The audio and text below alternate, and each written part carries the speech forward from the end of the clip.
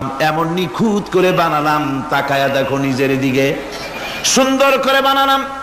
এরপরে কি করলাম? সুম্মা নুখরিজুকুম তিফলা, বাচ্চার আকারে মায়ের পেট থেকে আস্তে করে বের করে নিয়ে আসলাম। সুবহানাল্লাহ বিহামদিহি। আস্তে করে মায়ের পেট থেকে নিয়ে এসেছি পৃথিবীর বুকে। পৃথিবীতে যখন আসলে তখন তোমার অবস্থাটা কি ছিল? ক্ষুধার যন্ত্রণায় যদি মরেও যেতে, কান্দা ছাড়া ভাষা নাই। ভাষা আছে? কোনো হুঁশ ছিল আমাদের? কোনো জ্ঞান ছিল? আল্লাহ রাব্বুল আলামিন বলেন, আল্লাহু আখরাজাকুম মিন বুতুনি উম্মাহাতিকুম লা তা'লামুনা শাইআ, মায়ের গর্ভ থেকে এমন অবস্থায় বের করে এনেছি যখন তোমার কোনো হুঁশ নাই, জ্ঞান নাই, কথা বলতে পারো না, পায়খানার ভিতরে পড়ে থাকো, ট্যাটা করে কান্দা ছাড়া পথ নাই, পানির পিপাসায় গলা শুকায় যায়, কান্দা ছাড়া পথ নাই, মনের তোমার মুখের কোনো ভাষা নাই কান্না ছাড়া। আমি তোমার এমন আল্লাহ, আমি তোমার এমন স্রষ্টা, আমি তোমার এমন রব। তোমার ভাষা নাই বলে মায়ের কলিজার ভেতরে আমি তোমার প্রতি এক দুর্বিনীত মহব্বত পয়দা করে দিয়েছি। তোমার কান্না তোমার মায়ের বুকের মধ্যে শেল বিঁধে যায়। তুমি যখন কাঁদো, কান্নার আওয়াজ যখন মায়ের কানে চলে যায়, হাজারো কাজ ফেলে মা দৌড়াইয়া বাচ্চারে কোলে নেয়। কি খাবে কেউ তৈরি করে না। আল্লাহ রাব্বুল আলামিন বলে, বান্দারে, দুনিয়ায় আসার আগে তুমি কি খাবে, খাবারের বন্দোবস্ত আমি আল্লাহ করেছি, আমি এমন স্রষ্টা। তুমি দুনিয়া আসার 6 মাস আগে তোমার মায়ের বুকের ওপরে তোমার খাদ্য গরম করে আমি আল্লাহ রিজার্ভ করে রেখে দিয়েছি। সেই খাদ্য শুধু খাদ্য নয়, রোগের প্রতিষেধক, এটা ওষুধ। আজ বিজ্ঞানীরা, চিকিৎসা বিজ্ঞানীরা বলছেন, মায়ের দুধ সন্তানের খাদ্যের, মায়ের দুধের চাইতে কোনো বিকল্প কিছুই নাই। সন্তান পৃথিবীতে এলে মায়ের প্রথম দুধটা, গ্রামে গঞ্জে অশিক্ষিত এলাকায় প্রথম দুধটা ফেলে দেয়। এটাকে মনে করে এটা খারাপ, এটা খাওয়াতে নাই, তাহলে ধনুষ্টঙ্কার হবে, হাবিজাবি কথা বলে। আল্লাহ দুধ বানাইছে বাচ্চার ধনুষ্টঙ্কার হওয়ার জন্যে। মায়ের ওই প্রথম দুধটা হচ্ছে সন্তানের জন্য সমস্ত রোগের প্রতিষেধক। সে ছিল পেটের ভিতরে একটা কাভারের মধ্যে, ওখানে কোনো জার্ম ছিল না, কোনো রোগ জীবাণু ছিল না। ও পৃথিবীতে এসেছে যেখানে অক্সিজেনের ভেতরে জার্ম রয়েছে, বাতাসের ভিতরে জার্ম রয়েছে, যার পরিবেশটা খারাপ হয়ে আছে। মানুষের শ্বাস প্রশ্বাসে, নিঃশ্বাসে হাজারো রোগ বীজাণু জীবাণু ঘুরছে। এই রকমের একটা পৃথিবীতে এসেছে। আসার পরে কচি স্বাস্থ্য, কচি শরীর, কচি হার্ট, কচি লাংস, সেটাকে প্রতিরোধ করবে কি করে? সেজন্য আল্লাহ পাক মায়ের দুধের ভিতরে সমস্ত রোগের প্রতিষেধক দিয়ে দিয়েছেন। সুবহানাল্লাহ। আজকের বিজ্ঞানীরা তা স্বীকার করেছেন। অনেক মা তার সন্তানকে দুধ দেন না, নিজের শরীর স্বাস্থ্য ভালো রাখার চিন্তা করে বাচ্চাকে দুধ খাওয়ান না। এটা অত্যন্ত নির্মম কাজ। বাচ্চাকে দুধ খাওয়ালে বাচ্চার সাথে মায়ের মহব্বত বাড়ে। ইউরোপে, আমেরিকায় মাকে মা বলে ডাকে না, বাপকে শ্রদ্ধা করে না, সম্মান করে না। তার কারণ সেখানে মায়েরা তার সন্তানদেরকে কোলে নেয় না, সন্তানদেরকে ফিডার খাওয়ায়। আর আমি নিজের চোখে দেখেছি, মায়েরা ইউরোপে, আমেরিকায় যখন শপিং এ আসে, তখন রাস্তায় যখন আসে, তখন ওই পুশ চেয়ার গুলিতে বাচ্চাকে শোয়াইয়া বাচ্চা এভাবে পুশ চেয়ারে করে ঠেলে নিয়ে যায়, আর কুত্তার বাচ্চাগুলি কোলে করে ঘুরে বেড়ায়। কুত্তার বাচ্চা কোলে নেয়, নিজের বাচ্চা পুশ চেয়ারে করে ঠেলে। সেই জন্য মায়ের প্রতি সন্তানের মহব্বত হয় না, সন্তানেরও মায়ের প্রতি কোনো শ্রদ্ধা জাগে না। আল্লাহর কি ব্যবস্থা! মায়ের কলিজার মধ্যে মহব্বত পয়দা করে দিয়েছেন আল্লাহ পাক। মায়ের বুকের দুধের ভিতরে আল্লাহ রাব্বুল আলামিন, আল্লাহ পাক বলছেন, আমি মানুষ সৃষ্টি করেছি আর তার সমস্ত প্রয়োজন মিটিয়েছি, তার খাবারের সব প্রয়োজন মিটিয়ে দিয়েছি। দুধটাকে ঘন করি নাই, হজম করতে পারবে না বলে ওই দুধটা সামান্য পাতলা করে দিয়েছি, ওর ভিতরে সামান্য মিষ্টি দিয়েছি।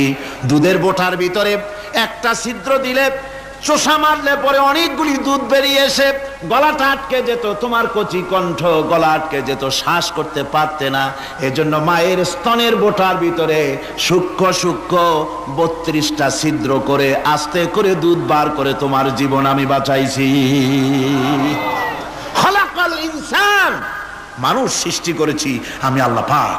সুতরাং যে আল্লাহ পাক এ মানুষ সৃষ্টি করলেন আর মায়ের কলিজার ভিতরে মোহাব্বত পয়দা করে দিলেন, সে আল্লাহ পাক বলছেন খবরদার ওই মাকেও যেন আবার ভুলে যেও না।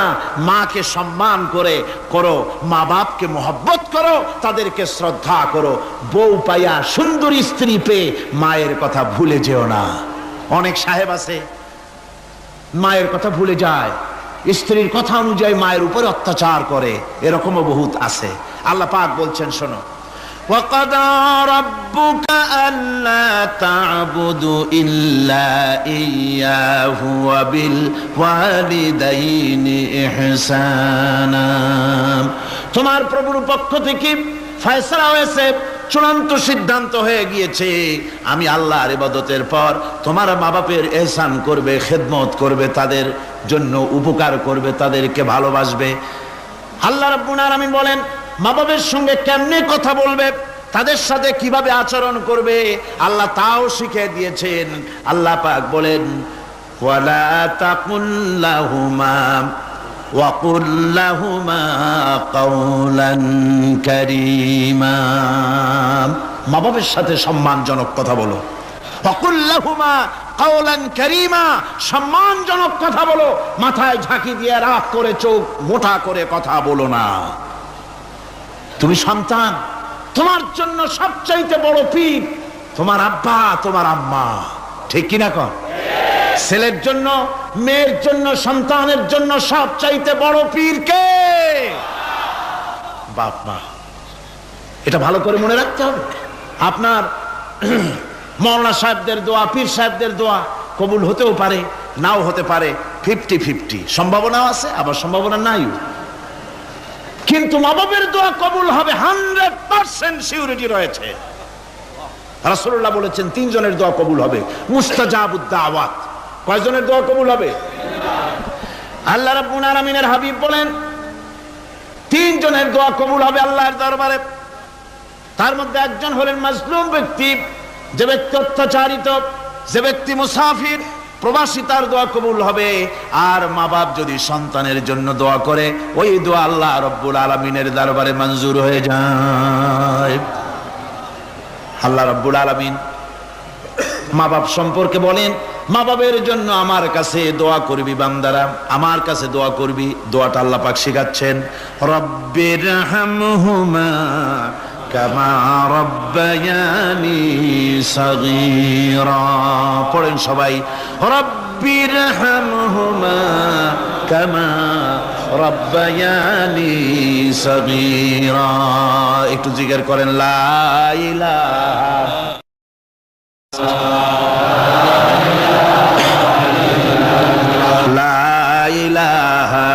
ইল্লাল্লাহ, লা ইলাহা ইল্লাল্লাহ, লা ইলাহা ইল্লাল্লাহ, লা ইলাহা ইল্লাল্লাহ মুহাম্মাদুর রাসূলুল্লাহ।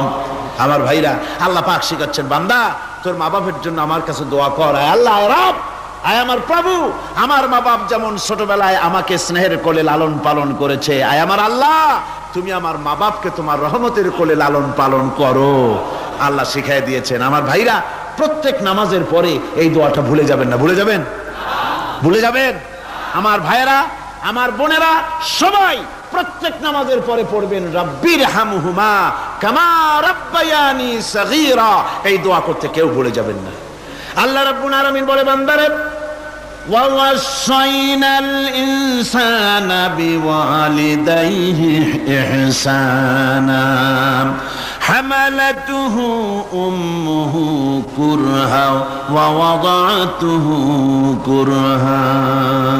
আল্লাহ পাক বলেন, আমি পৃথিবীর সমস্ত মানব মণ্ডলীকে উপদেশ দিয়েছি, মা বাপকে সম্মান করো, শ্রদ্ধা করো, তাদের উপকার করো। তার কারণ হলো তোমার মা তোমাকে গর্ভে ধারণ করেছে অত্যন্ত কষ্টের সাথে।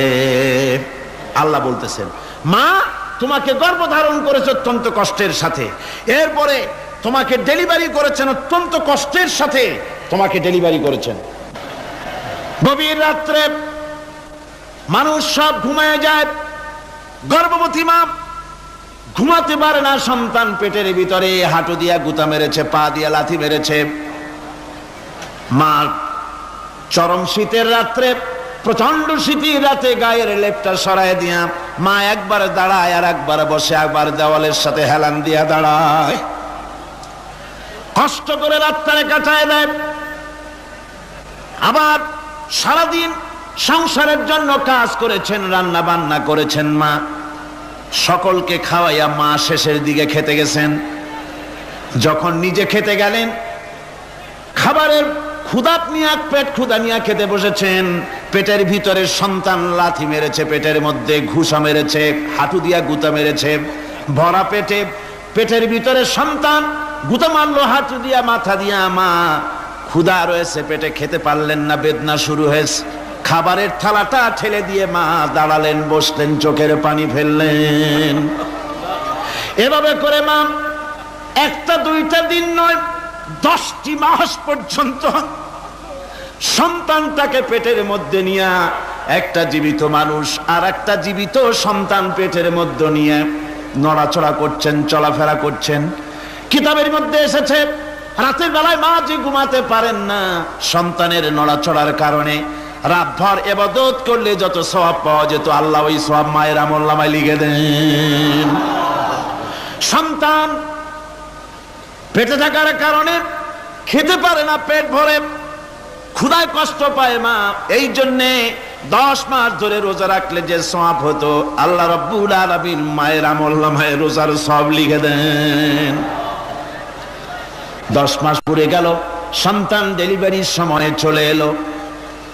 মায়ের মন বিমর্ষ, সন্তান ডেলিভারি হবে, না জানি মরে যাই নাকি, না জানি অপারেশন লাগে নাকি, কি অবস্থা হবে। মা খেতে পারে না, মুখটা শুকায়া যায়।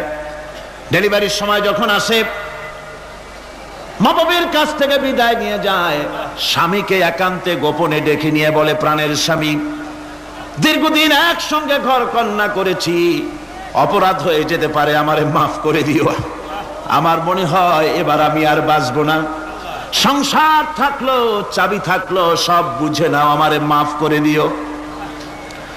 মা চলে গেল সতিকা গৃহে, ক্লিনিকে চলে গেল, অপারেশন থিয়েটারে চলে গেল, অথবা ডেলিভারির জায়গায় চলে গেল।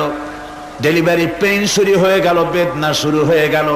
এক একটা বেদনা যেন মায়ের এক একটা মৃত্যু যন্ত্রণা শুরু হয়ে যায়। এমন যন্ত্রণা, প্রসব বেদনা দুনিয়ার ভুক্তভোগী মা ছাড়া আর কেউ জানে না। এই চরম বেদনার ভেতর দিয়ে, চরম কষ্টের ভিতরে মা যখন একটা বাচ্চা প্রসব করলো, জিহাদের ময়দানের মতো মা রক্তাক্ত হয়ে গেলেন, সন্তান দুনিয়ায় এলো। মা তখন অস্থির থাকেন।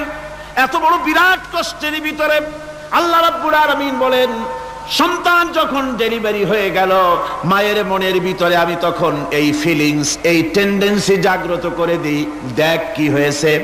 মা তখন দেখতে চায় কি হয়েছে। মায়ের সামনে যখন এত কষ্টের, হৃদয় রিংরানো, কলিজার 32টি নাড়ি ছেঁড়া যন্ত্রণার সন্তান যখন মায়ের চোখের সামনে আসে, আল্লাহ পাক বলেন, মা যখন তার ছেলের মুখের দিকে তাকায়, মেয়ের মুখের দিকে তাকায়, আল্লাহ বলেন 10 মাসের পেটে ধরা কষ্ট আর ডেলিভারির সব কষ্ট মায়ের মন থেকে মুছে ফেলে দেই। আল্লাহ রাব্বুল আলামিন বলেন, খবরদার দুনিয়ার মানুষ, এমন মায়ের সাথে নাফরমানি করবি না, এ মায়ের সাথে নাফরমানি করবি না, মাকে সম্মান করবি, মার কাছে দোয়া চাবি। দুনিয়ায় যদি সম্মান চাও, রিজেক্ট চাও, মায়ের পায়ে ধরে কাঁদো। মায়ের জাতি অনেক সম্মান তার। রাসূল করিম সাল্লাল্লাহু আলাইহি সাল্লামকে প্রশ্ন করা হয়েছে, হুজুর খেদমত করব কার? হুজুর কয় মায়ের। তারপরে কার? হুজুর কয় মায়ের। তারপরে কার? হুজুর বলেন মায়ের। তারপরে কার? তোমার পিতার। 3 গুণ, তোর মায়ের মর্যাদা 3 গুণ বেশি, তোর বাপের চাইতে মর্যাদা বেশি। সুবহানাল্লাহ পড়ে। আর আজকে ইসলামের শত্রুরা তারা বলে যে ইসলাম নারীর অধিকার আদায় করে নাই। নারীর অধিকার ইসলাম দেয় নাই তো কে দিয়েছে? আমার বন্ধুগণ, বিশ্বনবী জনাব মুহাম্মদ রাসূলুল্লাহ সাল্লাল্লাহু আলাইহি ওয়াসাল্লাম মসজিদে নববীর ভিতরে বসে আছেন। এক বৃদ্ধা মহিলা মসজিদের মধ্যে প্রবেশ করলেন। হুজুর বৃদ্ধাকে দেখে দাঁড়ায় গেলেন, বিশ্বনবী বুড়ি মেয়ে লোককে দেখে দাঁড়ায় গেলেন। আল্লাহর নবী বুড়িকে দেখে দাঁড়ালেন। বুড়ি যখন কাছে এলেন, আল্লাহর নবী নিজের গায়ের চাদর বুড়ির জন্য বিছায়া দিলেন। বুড়ি বসলেন। এরপরে কথাবার্তা সারার পর বুড়ি যখন বিদায় হবেন, হুজুর আবার দাঁড়ালেন। বুড়ি মহিলা চলে গেলেন।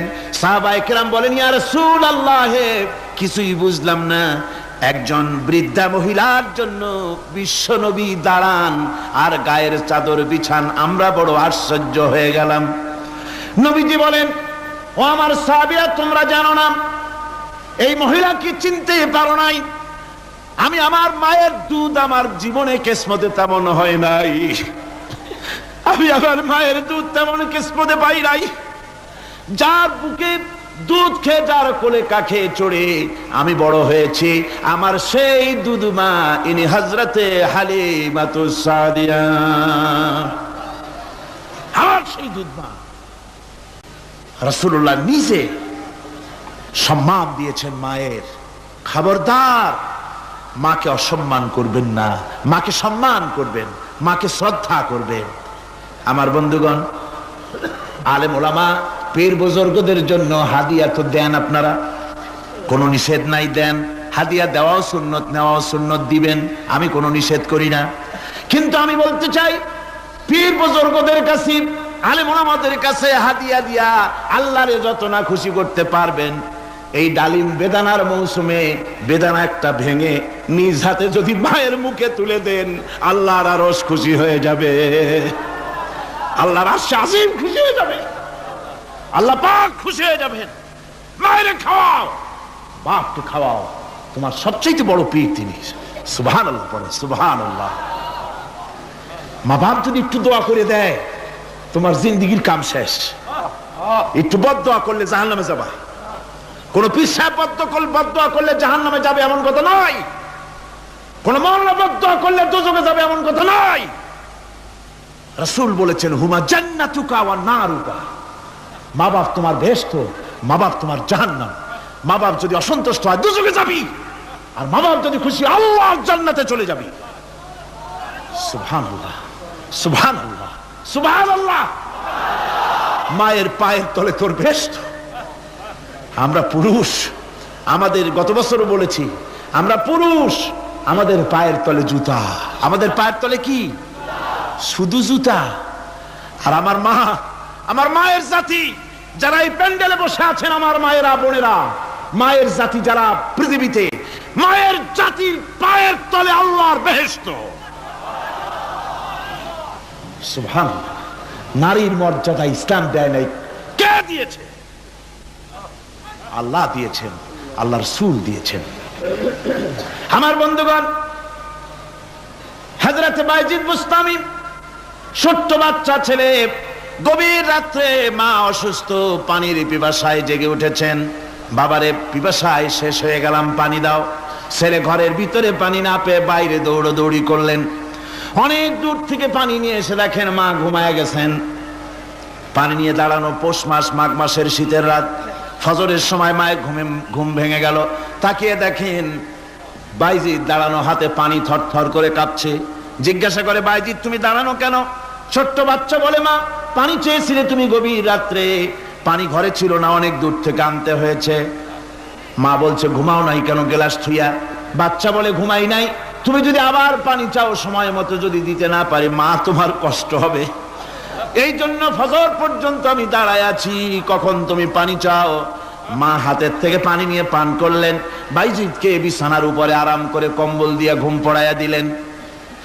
হযরত বাইজিদের মা উযু করে ফজরের নামাজ পড়ে সিজদায় চলে গেলেন। চিৎকার মেরে কেঁদে বলেন, আমার রব, আমার আল্লাহ, আমি আমার বাইজিদের মা, আমি মা হয়ে বাইজিদের জন্য দোয়া করি। বাইজিদ আমার জন্য আজকে যা করেছে, আমি মা, আমার কলিজা ঠান্ডা হয়ে গেছে। হায় আল্লাহ, আমি বাইজিদের জন্য দোয়া করি, তুমি তাকে সুলতানুল আরিফিন বানাইয়া দিও। মঞ্জুর হয়ে গেল আল্লাহ পাকের কাছে দোয়া। আমার ভাইরা, আল্লাহ পাক বলছেন খবরদার, আমার ইবাদতের পরে মা বাপ, আল্লাহর ইবাদতের পরে কারা? মা বাপ। মা বাপকে সম্মান করো, শ্রদ্ধা করো, মোহাব্বত করো, কিসমত খুলে যাবে, কিসমত খুলে যাবে।